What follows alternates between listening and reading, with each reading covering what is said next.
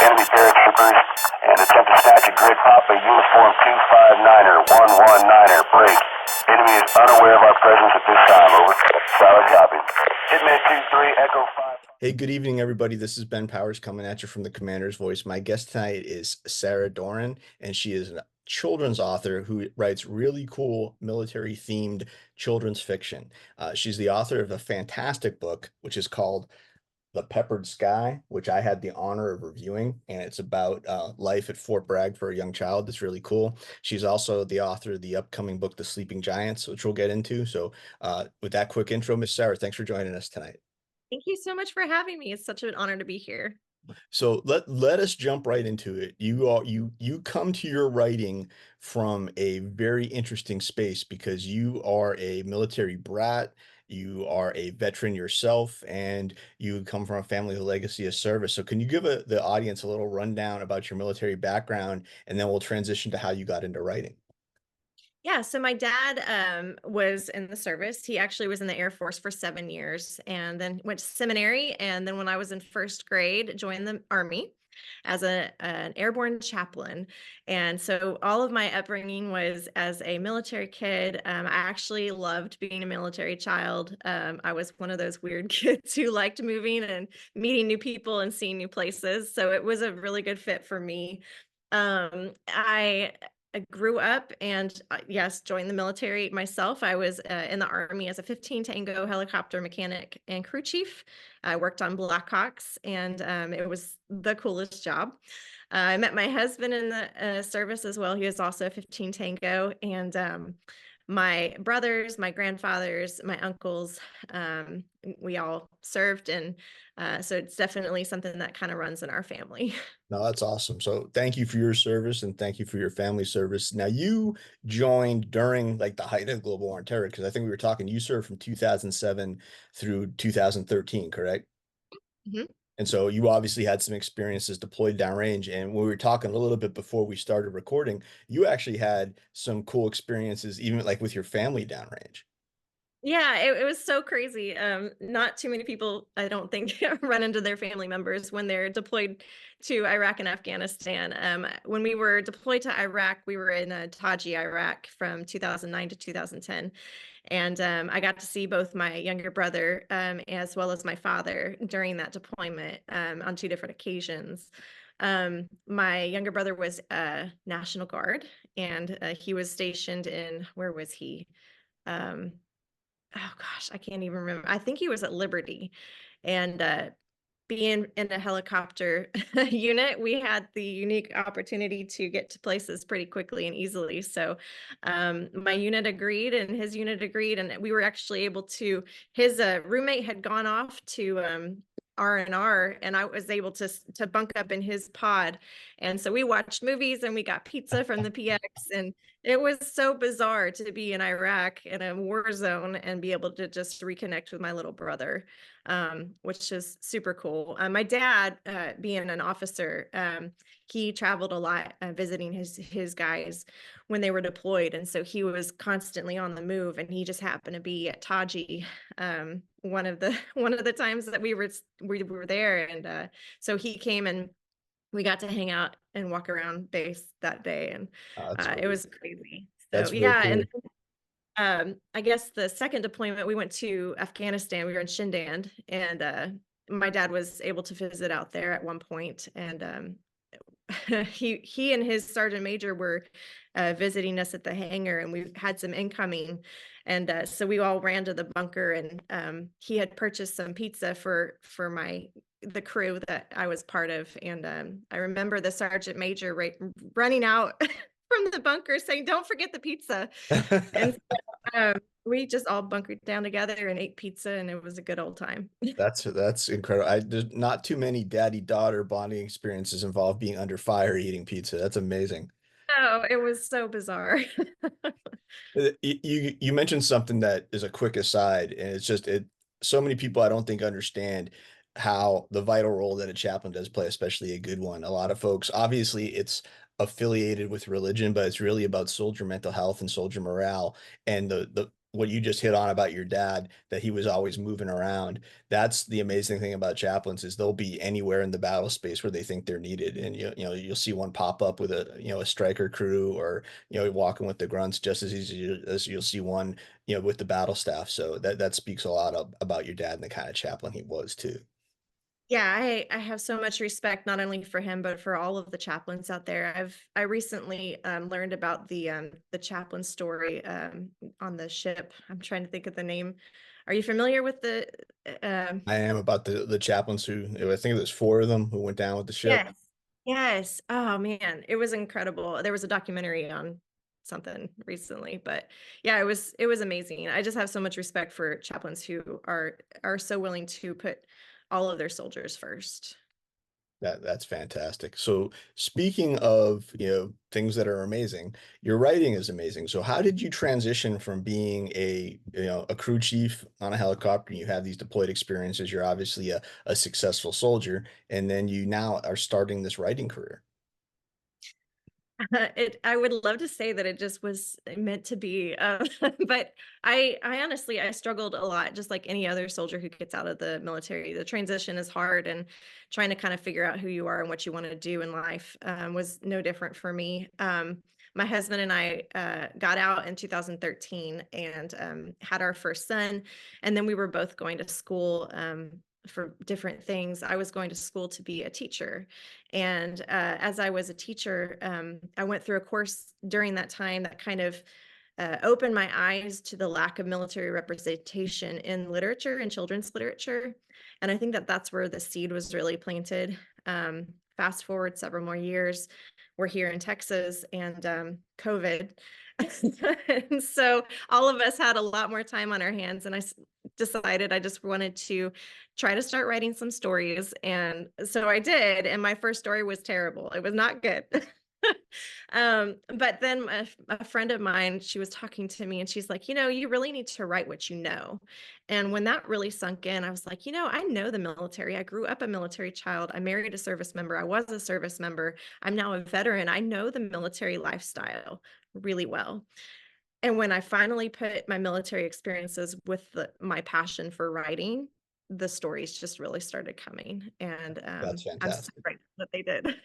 So when you came up with the idea for the Peppered Sky, which is about airborne operations through a child's eyes, were you writing a whole bunch of vignettes about your childhood and that one stood out to you, or was that the first one that you created when you decided to write about your experiences? Like what was the impetus, and how did that particular story come about?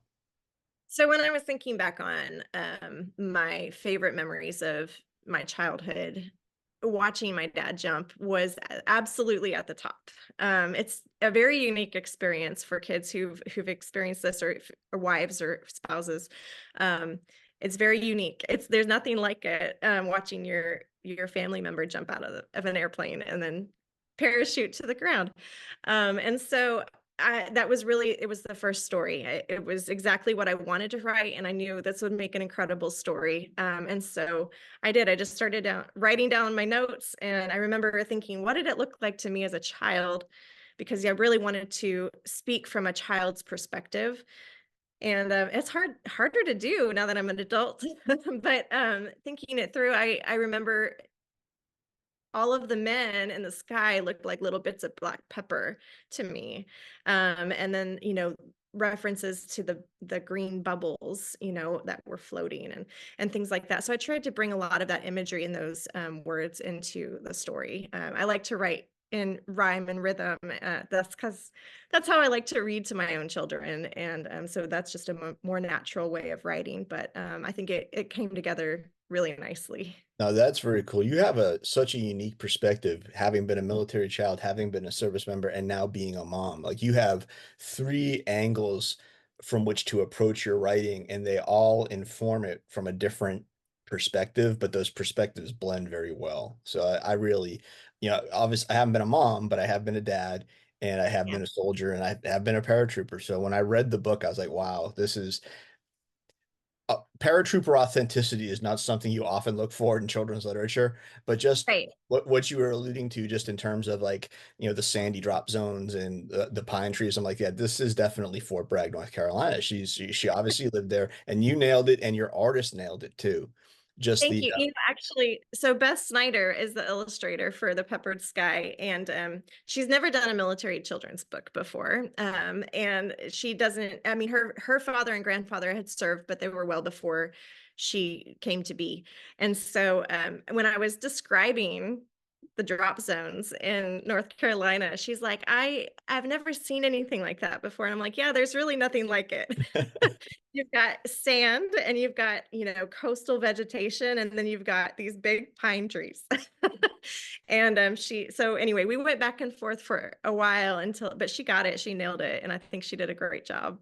No, it's fabulous. The other thing that I really liked about it was it conveys a sense uh truly, what it's like and the sacrifice of a family, like, to see our loved one, in this instance it's dad, because it could just as easily be his mom. We've got to take this trip out, and we're lucky to go do this, but it's, dad didn't come home at 5:30. We had to pack up the car after dinner and head out to this mystical sandlot and to see Yeah. dad fall out of the sky. And that just conveyed sacrifice in a way that could be understandable to a child. And also, it didn't have to be scary.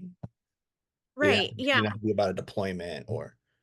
Right, right. So that honestly, you're hitting on some very key things. When I started writing military children's stories, I really wanted to create stories that would celebrate military family life. Not saying that it's not important to have stories about deployments and the hard things, but I feel like those are definitely being addressed, and the cool aspect of being a military kid is not necessarily addressed. And so I wanted something that would celebrate, something that would be fun, experiential, not just for military kids, but also for civilian kids who may have no idea the kinds of things that military kids get to go through. I Um, see. so And I like the fact that you're celebrating it, and as you say, be experiential, because there is a lot of stuff. I'm a little bit older vintage than you, so I've been away from, both with raising my children and from the military for a bit. But I do recall, during the GWAT, people were trying to be able to talk to kids about separation and deployment, but there was I don't want to say a sense of victimhood, that puts too fine a point on it, but it was almost like, we got, it's so sad. And there was a lot of sadness during deployment. You've experienced it. We all have, but yeah, it's okay to celebrate aspects of military life too. And I think it's great that you're coming from that standpoint. thank you. It's something that I'm definitely trying to do.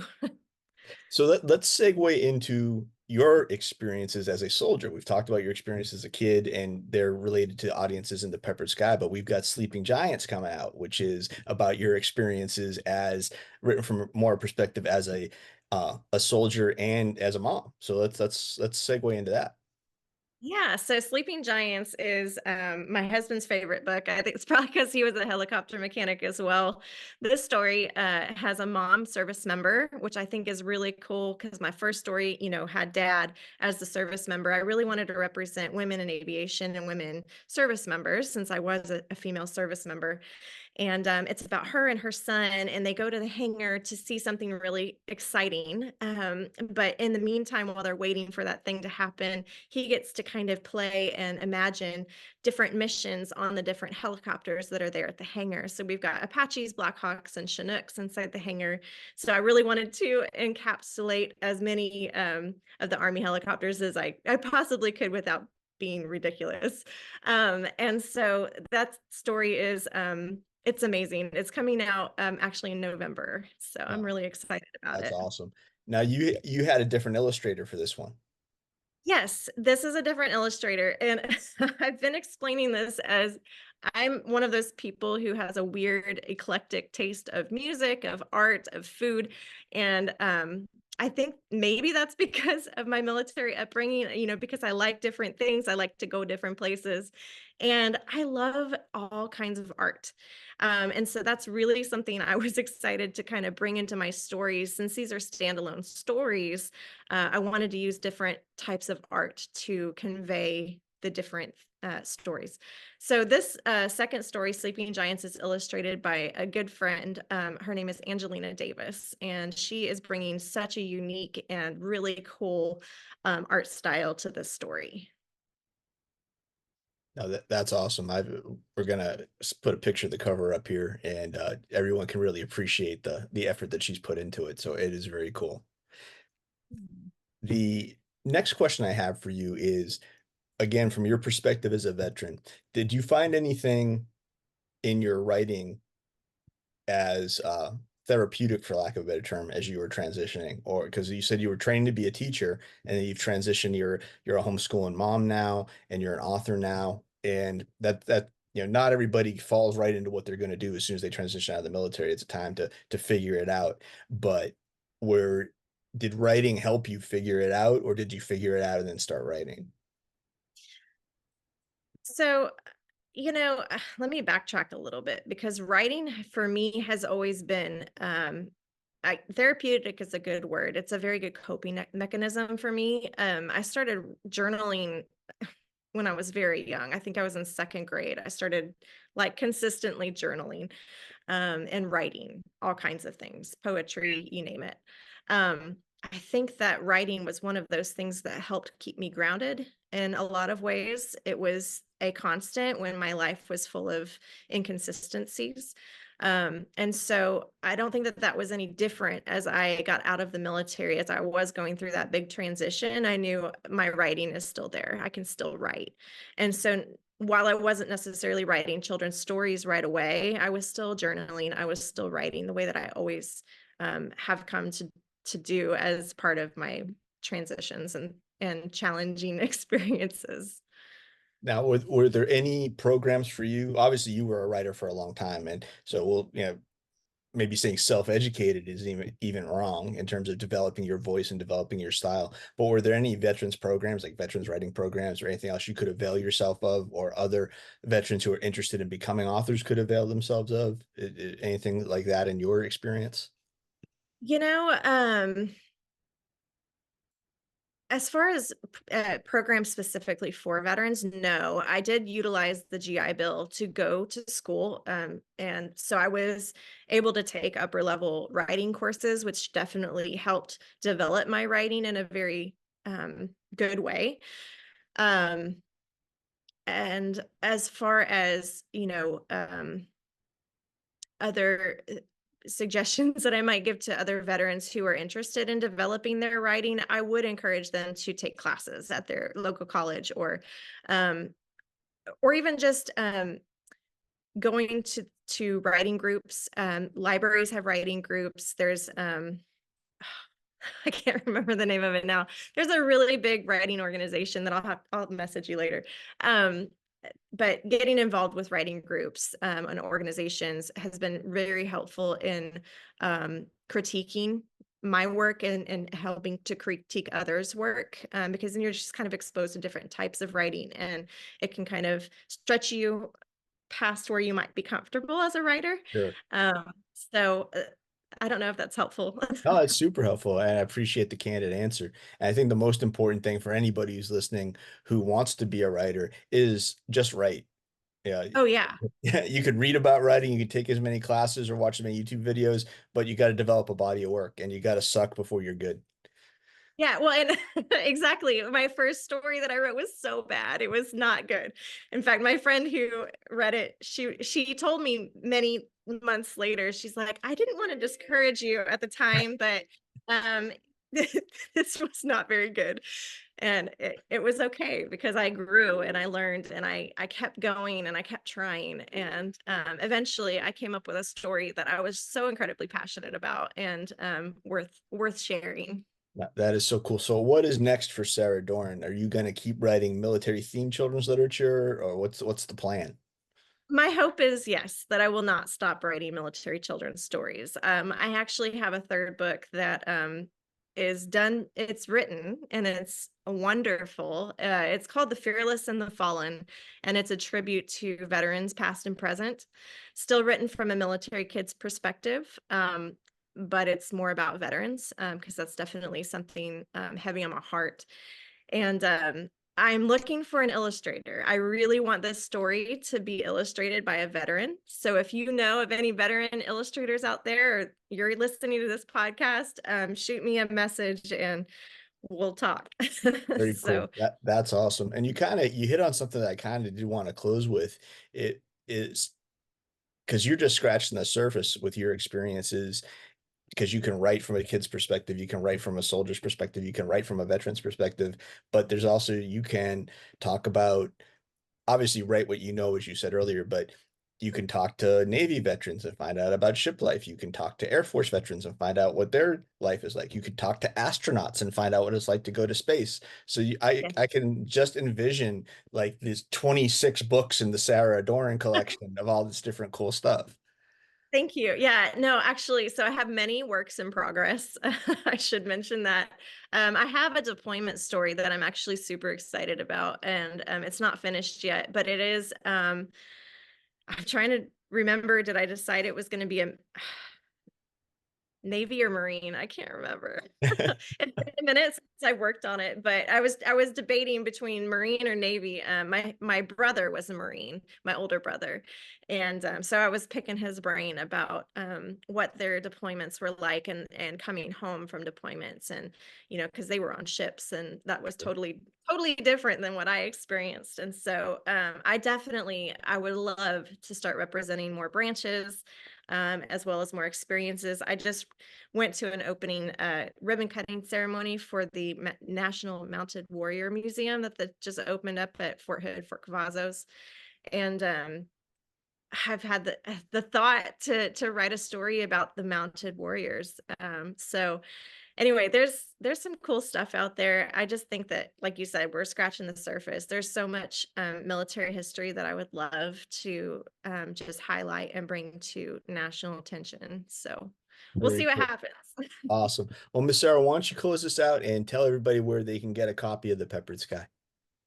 The Peppered Sky is available on Amazon. You can get it in hardcover or paperback. It's on Etsy as well, and Spousely, which is a relatively new platform that supports military and first responder sellers. So That's awesome. Well, thank you, ma'am. Hey, everybody, it's been Ben Powers coming at you from the Commander's Voice. My guest tonight was Miss Sarah Doran, author extraordinaire, veteran mom, homeschooler. She does it all. So, Sarah, thank you for joining us tonight. thank you so much for having me.